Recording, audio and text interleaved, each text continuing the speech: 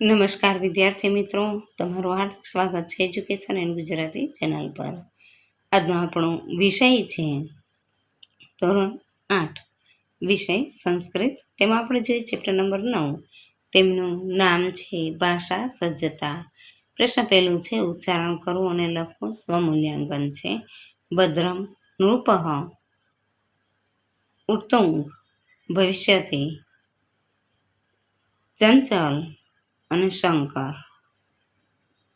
બીજો પ્રશ્ન છે આપેલા વર્ણોના ઉચ્ચારણ સ્થાન લખો. કખ ગઘ કંઠ્ય, પફ બભ ઓષ્ઠ્ય અને ટઠ દઢ મૂર્ધા. ત્રીજો પ્રશ્ન નીચે આપેલા પ્રશ્નોના સાચા જવાબ માટે યોગ્ય વિકલ્પ પસંદ કરો. પહેલું, વિભક્તિઓના કેટલા પ્રકાર છે? જવાબ આવશે 8.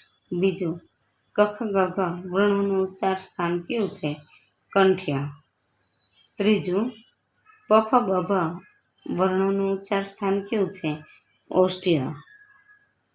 ચોથું, કર્તા માટે કઈ વિભક્તિ પ્રયોજાય છે? પ્રથમા. પાંચમું, ક્રિયાપદનું મૂળ રૂપને શું કહે છે? ધાતુ.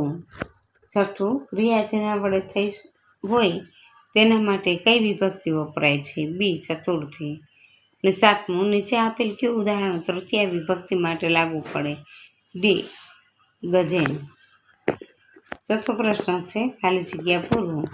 પહેલું, ખાલી જગ્યા વિભક્તિ જેના આધારે ક્રિયા થતી હોય તે દર્શાવે છે. જવાબ છે સપ્તમી. બીજું, અસ્મદ એટલે હું અને યુષ્ય એટલે તું. પાંચમો પ્રશ્ન છે નીચે આપેલા વિધાનો ખરા છે કે ખોટા? તે નિશાની કરી જણાવો. પેલું છે અપાદાન વિભક્તિના નામનો જેની સાથે સંબંધ હોય તે દર્શાવવામાં આવે છે, વિધાન ખોટું છે. બીજું, દરેક વર્ણના ઉચ્ચારણ સ્થાન એક સરખા હોય છે, એ વિધાન પણ ખોટું છે. અને ત્રીજું, ધાતુના મુખ્યત્વે 2 પ્રકાર હોય છે, એ વિધાન સાચું છે. છઠ્ઠું, નીચે આપેલા પ્રશ્નોના ગુજરાતીમાં ઉત્તર આપો.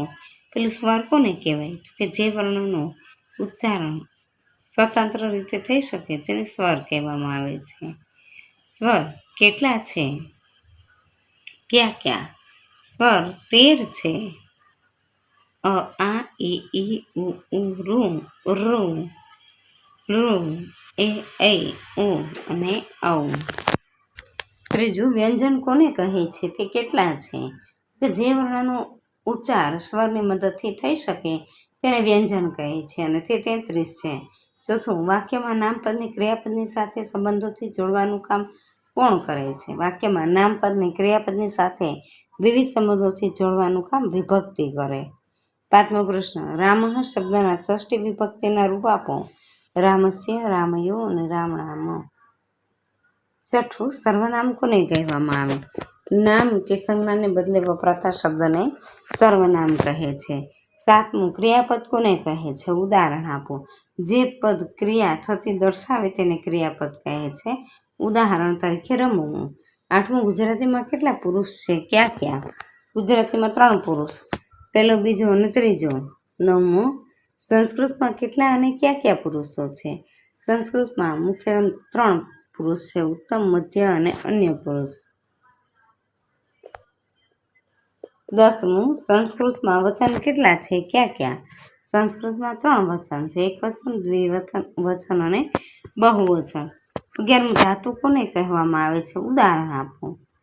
ક્રિયાપદના મૂળને ધાતુ કહેવામાં આવે છે. ઉદાહરણ તરીકે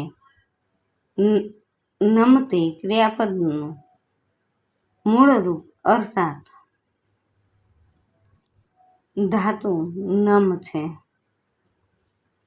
ધાતુના કેટલા પ્રકાર છે? ક્યાં ક્યાં? ધાતુના 2 પ્રકારો છે, આત્મનેપદ અને પરસ્મૈપદ.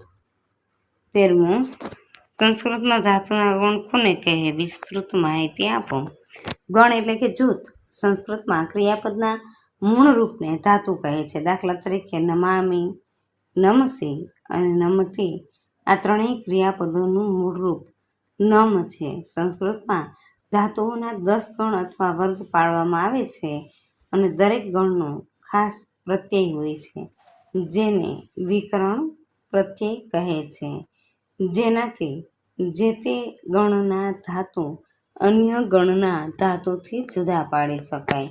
14મો પ્રશ્ન છે, વિકરણ પ્રત્યય એટલે શું? ઉદાહરણ આપો. ધાતુ જે ગણનો હોય તે ગણની નિશાની ધાતુને લગાડીને પુરુષ બોધક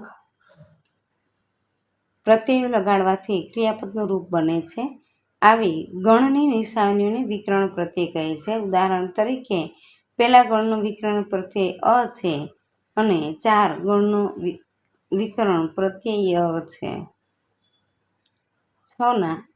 6થા ગણનો વિકરણ પદ્ય છે અ છે અને 10મા ગણનો વિકરણ પ્રત્યય અય છે. ત્યારબાદ આપણે જોઈએ અસ્મદ એટલે કે હું નામના સર્વપદોના રૂપ. વિભક્તિ પ્રથમા એકવચન અહમ, દ્વિવચન આવામ અને બહુવચન વયમ. વિભક્તિ દ્વિતીય એકવચન મામહ, દ્વિવચન આવામ અને બહુવચન અસ્માન. વિભક્તિમાં જોઈએ ત્રીજો ષષ્ઠી એકવચન મમ, દ્વિવચન આવ્યો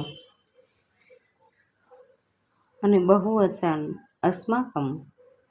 8મું છે પુષ્પદ. તું સર્વનામના રૂપો લખો. વિભક્તિ પ્રથમા એકવચન ત્વમ, દ્વિવચન યુવામ અને બહુવચન યુયમ. વિભક્તિ દ્વિતીયા એકવચન ત્વામ, દ્વિવચન યુવામ, બહુવચન યુષ્માન. વિભક્તિ ષષ્ઠી એકવચન તવ, દ્વિવચન યુવયો અને બહુવચન યુષ્માકમ. 9મું છે વર્તમાન કાળ. પરસ્મૈપદીના પ્રત્યયો લખો. પુરુષ ઉત્તમ પુરુષ ઉત્તમ પ્રથમ પુરુષ એકવચનમાં મી, દ્વિવચનમાં વ અને બહુવચનમાં મ.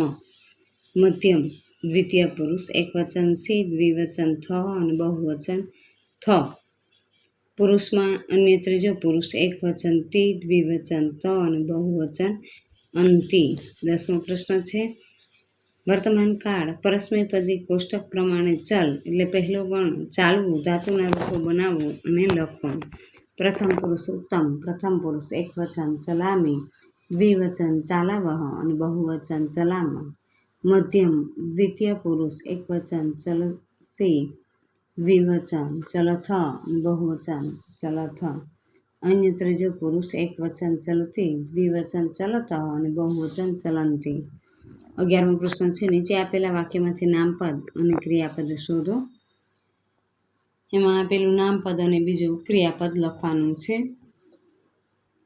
પેલું છે ગંત્રી ગચ્છતિ, ગંત્રી ગચ્છતિ. બીજું બાલક ખાદતિ, બાલક ખાદતિ. ત્રીજું શિશુ ખેલતી, શિશુ ખેલતી. ચોથું હંસમ તરતી, હંસઃ તરતી. પાંચમું ગજઃ ચલતી, ગજઃ ચલતી. છઠ્ઠું મયુર નૃત્યતિ, મયુરઃ નૃત્યતિ. સાતમું કુસુમ પઠતી, કુસુમ પઠતી.